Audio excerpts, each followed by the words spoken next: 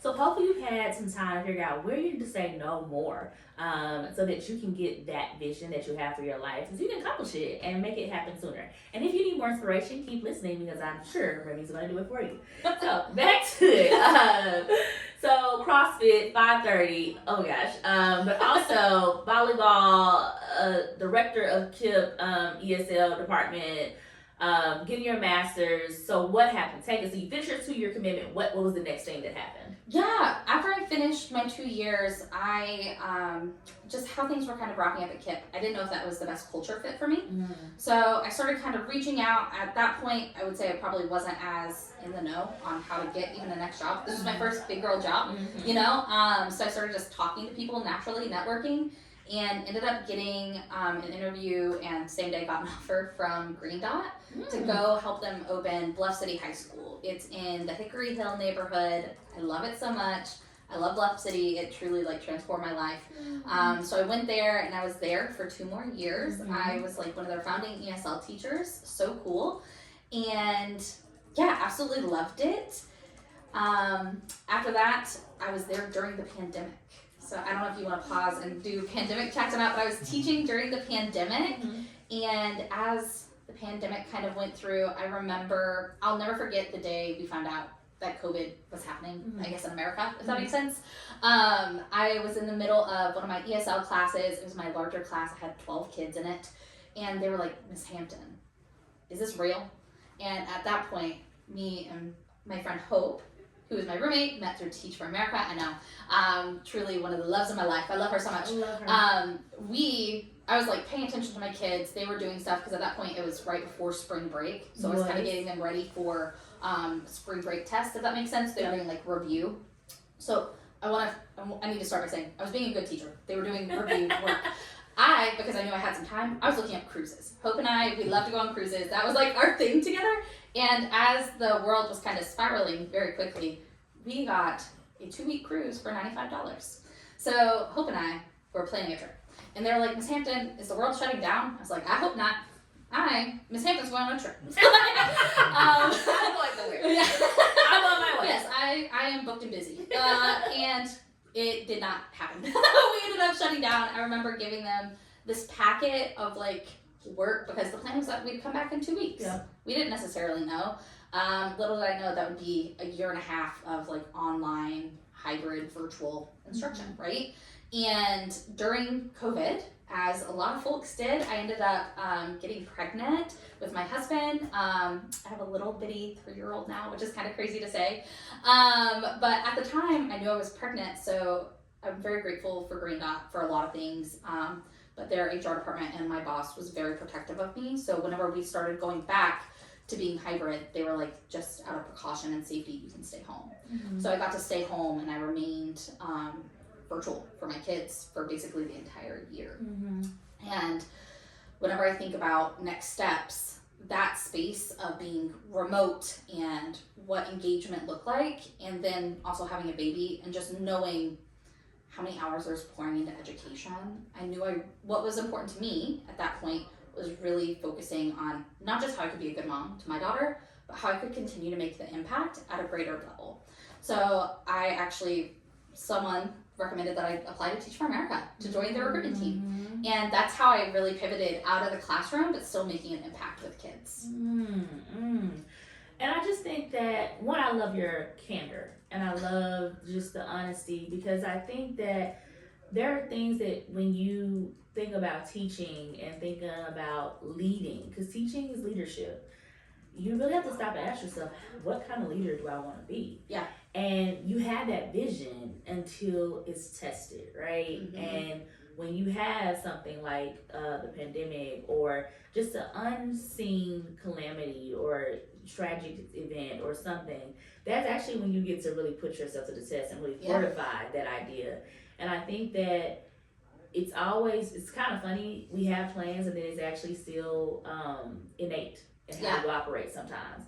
And then it's after the reflection you start to make different choices. And so I think that, thank you for showing that to us, showing us the reality of what it is to teach, because you will be multitasking as a teacher and doing lots of things. I think that after you do that multitasking, you also are faced lots of times, whether it be an unforeseen fire alarm or tornado drill or just something that then stops your plans or stop what you had in mind. And so how do you then show up? How do you show up for your kids? And so thank you for just giving us a little peek behind the curtain on that. And then of course, thank you for the vulnerability about this idea of like, this is my first big girl job and then not knowing what's next.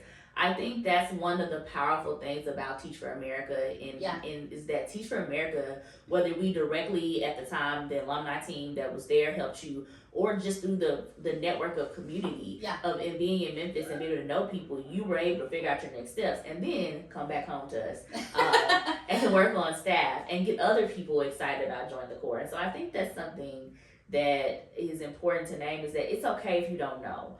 Yeah. But it's also important, no matter what you're doing, to continue to remember to pull people alongside you and be with them. And the vulnerability of saying, I don't know, it led you into figuring it out.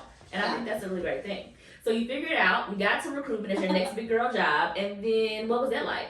Yeah, I loved it. I loved recruitment. I loved working with the Teach for America team. It really, in my opinion, I feel like I already said this, it was really transformational in my life, just because I had only known what it meant to be in education and really having a really solid, like, 7 to 5 job, right? Like, really being around kids. And it was a really interesting way for me to kind of put my understanding and expectations around what one day means and what it means to really live into the Teach for America values and kind of flip it on its head. Because I came into this to make an impact for kids and to really focus on educational outcomes. That was really important to me, and was really important to me, especially only being a year away from my kids. They were still talking to me. I was teaching high schoolers who were texting me, calling me. They were like, where are you, Miss Hampton? Right? So whenever I think about teaching, or not teaching, but working with Teach for America, and specifically the recruitment team, it gave me the opportunity to almost be like an amplifier for the vision, the mission, and find people like me who were in college who were like, I don't know, I think I'm going to do this. And I was like, or you could do this, and this is what you could do, right? And it really led me to just really focus on what networking means and looks like, because I kind of gotten to dip my toes in it with TFA Memphis, and I really dove in working for TFA National and really going across. I had a whole bunch of D1 schools that I'd never been to. I feel like I was married into SEC kind of culture. That's its own special, unique thing. It is. My boyfriend taught me this. Yes, I know. Yes, it's like its own unique it's thing. Own thing now. Yeah, I didn't know it. Yes, I had no clue. I didn't know who at all. And so just really going to some of these bigger schools, and just it's a different culture than I went to a really small school in Missouri where sports were there. I was in charge of the recruitment team for football. But I was getting guys who were not going to D1 schools. And that's okay. That's okay. But it's just a big switch, right? And talking to folks who had different visions, different understanding of just the world, but also really stepping out. I feel like Teach for America does a really good job, specifically Memphis, at least that I can speak to, of making you step out of your own individual experience to understand some general whole truths about what it means to say I grew up in a low-income community versus what that looks like, what that means, and the impact of that. I didn't know a lot of the verbiage or even what that meant until I came to Teach for America. And it gave me a lot, because I grew up in a small town where no one made a lot of money, so no one was like, we're low income. Yeah. Everyone was. You know what I mean? Exactly. So it wasn't until I went to college, and when people told me first gen, I was like, I don't even know what you're saying. You know what I mean? Maybe. And now that I've lived it, I'm very much a first generation college student, very much all these things, and working on the recruitment team made me kind of step out. My favorite part of working Teach for America recruitment team, I personally got to actually recruit the person who replaced me in my school. So 1 year after I started on staff, someone that I recruited from Florida State, I saw her name up here. Okay, anyway, her name is over here somewhere. I saw it signed. Jada Delabone. She took over my classroom. So it was really cool. I got to go back and I gave her coffee. We had first day chats, and I got to go see my kids. It was just a really cool whole circle moment where my kids were fine. I knew they were going to be fine, and now I very much knew, because not only did they have someone that I personally talked to and kind of got here, but they also had the team and the support that I also had. So I knew that my kids were going to be really great and in really good hands. And talk about the vision, because yes, the vision of one day for Teach for America, everybody that joins, is one day all children will have access to excellent education. But what people don't realize is that there's a myriad of ways to do that. And that's where alumni team kind of can allow you to do that. And the recruitment team can help you pull in and say, hey, I do want to go to law school, or I do want to be a medical doctor, or I do want to start my own business. But you meet somebody, a recruiter like Remi, and you're like, oh, I can actually teach. I can actually learn something. There might be a calling here. There might be something that I can actually do a service. And what you'll find, I promise, is when you say yes to TFA, you're going to get not just information on how to be a great teacher, but a lot of information about how to be a great leader for yourself and really understand the inequities in the system and how to then start to be the anti-racist teacher leader, to then dismantle it, to fight, and to then build a coalition to help you do that. And what Remi just modeled is that she had her own experience, got that epiphany, and then went back and found another person to then continue the work even when you're gone. That's amazing. That's just chef's kiss. I couldn't have paid for it. I couldn't have planned it or paid for it. It was amazing. Perfect. But so now that we're finished with recruitment though, what are you doing now? Yeah, so I just left. I just hit my 2-year mark today. Oh my God, cheers to 2 years. I know, thanks. So now I work at Family Dollar and Dollar Tree, which getting there was kind of silly in itself. I was just wrapping up my year and a half at Teach for America staff, and someone reached out to me on LinkedIn, just again, the power of networking and really who you know. They were like, hey, we have a new role opening on our recruitment team. We really want someone with your background in education, leadership, but also really strong development around recruitment best practices. The role wasn't even posted.